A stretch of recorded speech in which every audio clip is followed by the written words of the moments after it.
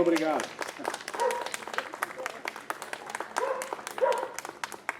Eu quero registrar, então, a presença das seguintes autoridades hoje que prestigiam esta comemoração. A secretária municipal de Cultura e Turismo da Prefeitura Municipal de Campinas, Alexandra Caprioli. Quero também registrar a presença do comandante, capitão de mar e guerra, Ronald Santiago, que é presidente da Academia Campineira de Letras, Artes e Ciência das Forças Armadas.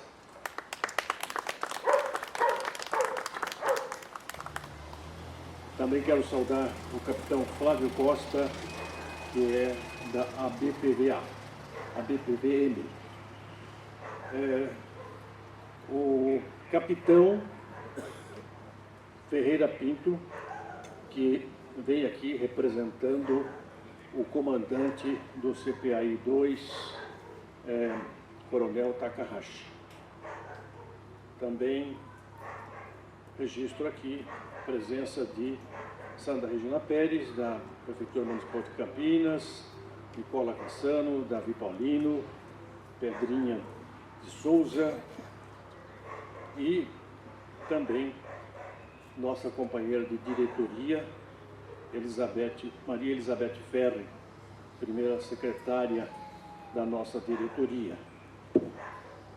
A todos os demais, esqueci do mais importante, meu querido Eros Wiesel, que é diretor de cultura da Secretaria, diretor de turismo da Secretaria de Cultura. Muito bem. Então, hoje nós teremos uma palestra do professor Sidney Lisboa Rocha, que tem se notabilizado muito por divulgar a história de Campinas em seus vários aspectos, em suas várias épocas, em seus muitos lugares, e realmente realizou um trabalho maravilhoso. Então, eu também saúdo especialmente o nosso orador oficial, professor Sidney Lisboa Rocha. Bem, eu vou dar a palavra à secretária municipal de Cultura e Turismo, Alexandra Caprioli, para palavras de saudação.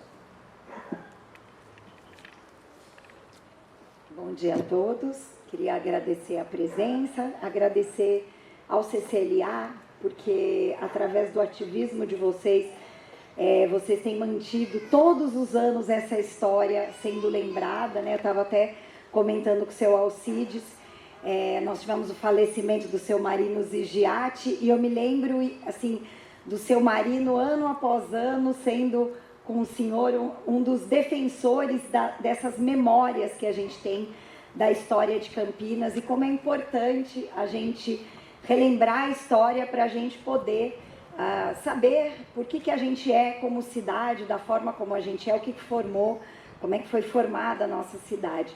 Queria agradecer demais o apoio da banda da Polícia Militar. Muito obrigada, Sargento Ageu, essa gentileza de vocês sempre estarem aqui abrilhantando. Agradecer a presença do capitão Ferreira, que aqui representa o Coronel Takahashi, aos membros do CCLA, senhor Ronald, da Academia das Forças Armadas, toda a nossa equipe da Secretaria, mas principalmente eu acho que é um agradecimento a todos que se preocupam em levar a história para frente e que a gente sempre tenha essa preocupação. Contem sempre conosco, seu Alcides. Parabéns ao CCLA por ser esse guardador das memórias de muitas coisas importantes que essa cidade já revelou. Parabéns.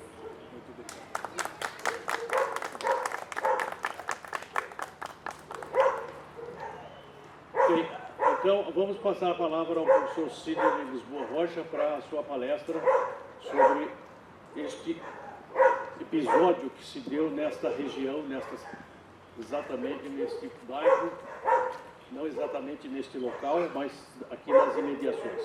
Com a palavra, o professor Sidney Lisboa Rocha. Bom dia a todos. Vocês estão animados para ficar durante 3 horas ouvindo essa palestra? Não, estou brincando. Bom, em primeiro lugar, bom dia a todos. Eu posso tirar isso daqui? Sabe? À vontade. Só não levo para casa. Agora sim, obrigado, viu? Obrigado. Eu estou acostumado na sala de aula a andar para lá e para cá, eu me sinto amarrado com isso. Logo no começo, quando nós chegamos aqui, foram feitas as devidas saudações, os devidos agradecimentos, foram citados os nomes, as patentes militares, os cargos públicos de todos nós que estamos aqui. Foi feita uma saudação nos referenciando pelo que somos na sociedade hoje, pelo que fazemos na sociedade hoje. Mas nesse momento eu quero te pedir para fazer comigo um exercício. Eu quero pedir para você agora, nesse momento, junto comigo, vamos nos anular o que nós somos. Vamos deixar por um momento só, viaja a sua cabeça junto comigo agora e volta em outro tempo. Nós vamos agora deixar de ser o que somos e vamos dar vozes às pessoas que passaram por aqui no passado, pessoas que estiveram por aqui e que aqui os gritos deles foram silenciados para que nós hoje tivéssemos voz.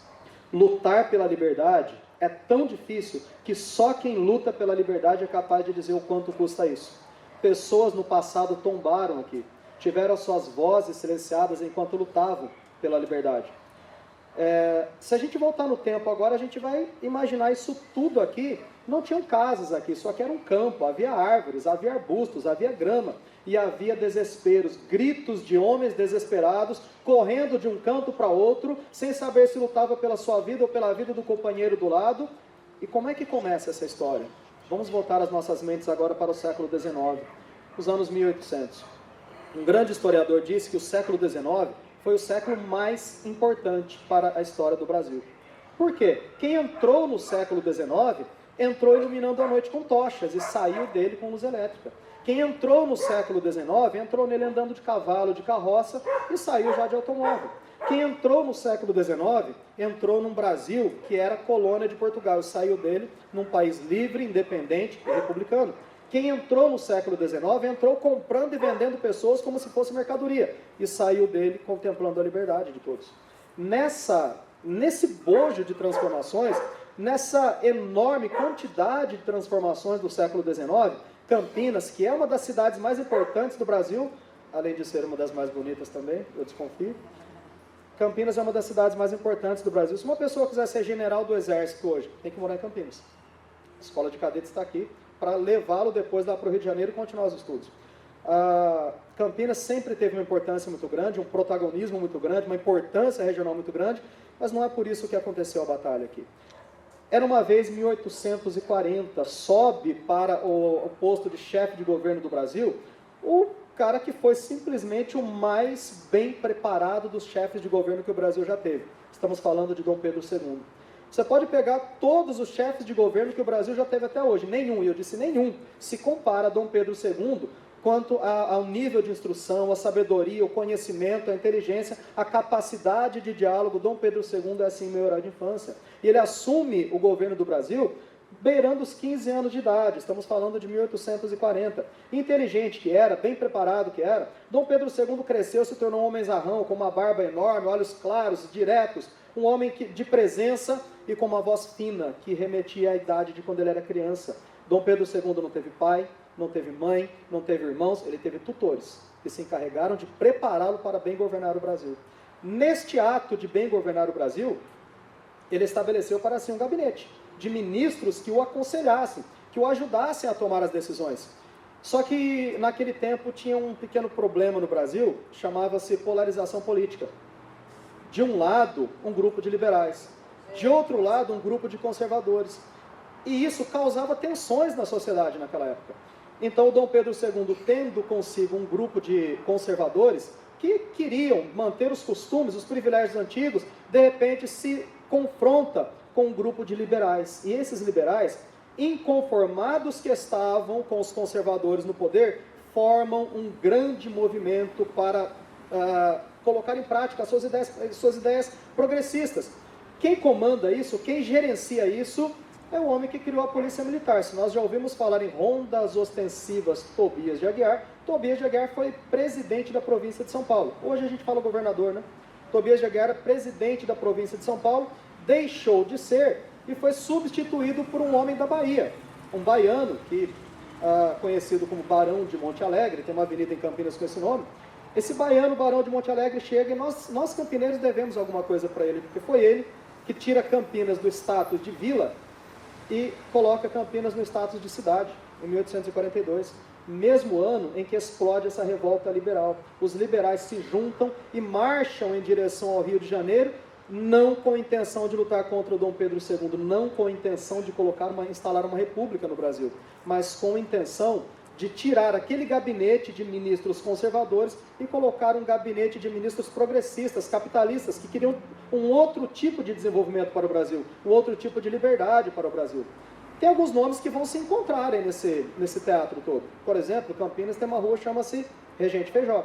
O tal do Regente Feijó era padre, o padre Diogo Feijó, que foi regente do Brasil quando o Dom Pedro ainda era criancinha e não podia governar.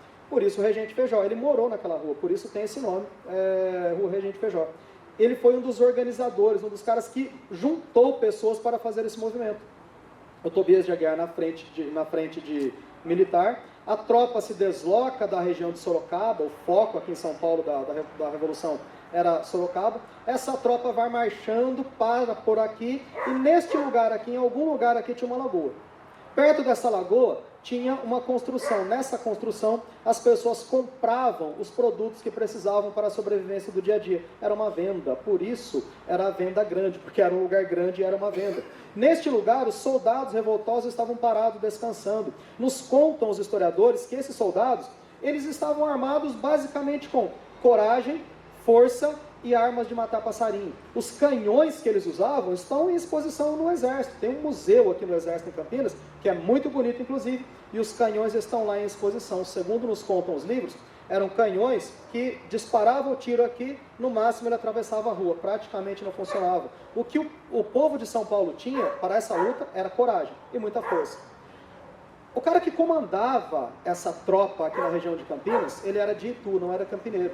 Ele vem para cá, era o Boaventura do Amaral, capitão, que já tinha lutado em muitas batalhas no sul do Brasil, homem experimentado dos campos de batalha. Quando chegam para ele e dizem, Boaventura do Amaral, o Tobias de Aguiar está chamando você tem que juntar a tropa e marchar contra o Duque de Caxias.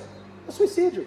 Mas você tem que marchar contra o Duque de Caxias. É o Tobias de Aguiar que está pedindo. Ele foi. Ele se levantou, encabeçou aquela tropa, foi na frente de batalha e aqui, não exatamente aqui, mas nessa região aqui, foi onde aconteceu essa grande batalha no dia 7 de junho de 1842. Quem conhece um pouquinho da história do Duque de Caxias, que era o comandante das tropas imperiais, sabe que o Duque de Caxias jamais perdeu uma batalha. Só de dar essa informação a gente já sabe que o nosso povo perdeu a batalha. São Paulo perdeu a batalha, os soldados pereceram aqui, as tropas do Duque de Caxias, não ele, o Duque de Caxias não esteve aqui, mas a tropa dele invade essa região, entra em luta com os nossos soldados, muito mal preparados que estavam, com poucas armas, se dispersam por toda a região, procurando salvar as suas vidas. O capitão Boaventura do Amaral foi um oficial de respeito. Ele chega para o comandante da tropa inimiga e, em atitude de respeito, ele pega a sua espada. A espada é o símbolo do oficial. Ele respeitosamente oferece a sua espada. Isso é um ato de humildade em dizer, você venceu a batalha, pegue a minha espada. O oficial vira as costas, sai andando e deixa o Boaventura do Amaral a cargo de ser agredido pelos soldados inimigos. Agredido que foi, depois ele foi levado para um casarão lá nas proximidades do Largo do Rosário, e lá friamente foi assassinado, razão pela qual temos a rua com o nome do Boaventura de Amaral. Essa batalha se deu aqui no dia 7 de junho de 1842. Esse espaço aqui, a nossa região, os mortos nessa batalha, perto de 20, um pouco mais, talvez um pouco menos, foram sepultados por aqui mesmo. Sem grande pompa, foram sepultados por aqui mesmo. Anos mais tarde, esses corpos foram retirados daqui. Não há garantias que todos tenham sido retirados. É capaz que, eventualmente, a gente possa, em alguma escavação, encontrar algum corpo ainda daquela época. O que fica para nós do que esses homens fizeram? Fica para nós o exemplo de que, de fato, eles não conseguiram pela força do braço, impor aquilo que eles gostariam, mas colocaram a nossa região em uma condição de visibilidade que mudou a história da nossa cidade. Eles não conseguiram o que queriam do modo como queriam, mas conseguiram o que queriam. Dom Pedro II, depois disso, visitou a cidade de Campinas por 5 vezes. Dom Pedro II veio para cá logo depois, em 1846, e nas vezes em que ele vinha, ele honrava a nossa cidade, dava para a nossa cidade um status de importância muito grande. Campinas, naquele momento, mostrou para o país todo a sua importância. Então, os atos que eles praticaram, deram suas vidas nesse sacrifício, ecoaram anos depois, estão ecoando entre nós agora. Agora nós estamos emprestando aqui os nossos pensamentos, as nossas vozes, para resgatar a memória desses homens valentes lá atrás, que não abaixaram a cabeça na hora de lutar por aquilo que eles acreditavam. Tiveram força, foram contra aquilo que lhes parecia impossível, lutaram contra um paredão de concreto. Eles mesmos não viram os resultados do que eles trabalharam. Mas pensa num agricultor que lança a semente e sabe que dali 5, 6, 7, 10 anos essa semente vai germinar e vai crescer. Não sei o quanto você tem pensado em plantar ou tem desistido de plantar, mas fica para nós o ensinamento desses homens que estão silenciados há mais de 100 anos. O ensinamento deles é esse: você não precisa ver o resultado do que está plantando agora. O ensinamento deles é esse: continue plantando e continue insistindo, porque os resultados vêm lá na frente. Nós hoje, a importância que Campinas tem hoje, remete a ideais e a ideias e a forças de homens como eles, que lutaram por aquilo que acreditavam, não cessaram de lutar por aquilo que acreditavam, se sacrificaram até onde puderam e deixaram para nós esse legado. Por isso hoje estamos aqui, dia 7 de junho, lembrando da Batalha da Venda Grande, ocorrida neste lugar, no contexto da Revolução Liberal, e que jogou Campinas para conhecimento público, jogou luz na nossa cidade e nos deu hoje a oportunidade, o privilégio de lembrar da memória desses grandes combatentes. Muito obrigado a todos pela atenção, desejo um bom dia a todos.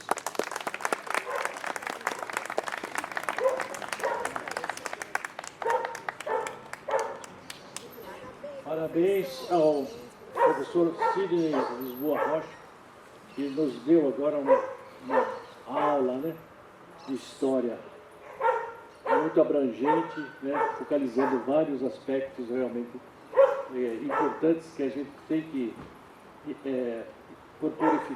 incorporar e praticar, né? Bem, eu pediria então ao sargento Argel para mais um número e agradecendo a presença de todos, nós vamos encerrando então a solenidade de hoje, um sábado, onde muitos foram convidados, mas somente os escolhidos aqui vieram. Muito obrigado, até o próximo ano, se Deus quiser, mais uma comemoração deste episódio histórico que orgulha a cidade de Campinas.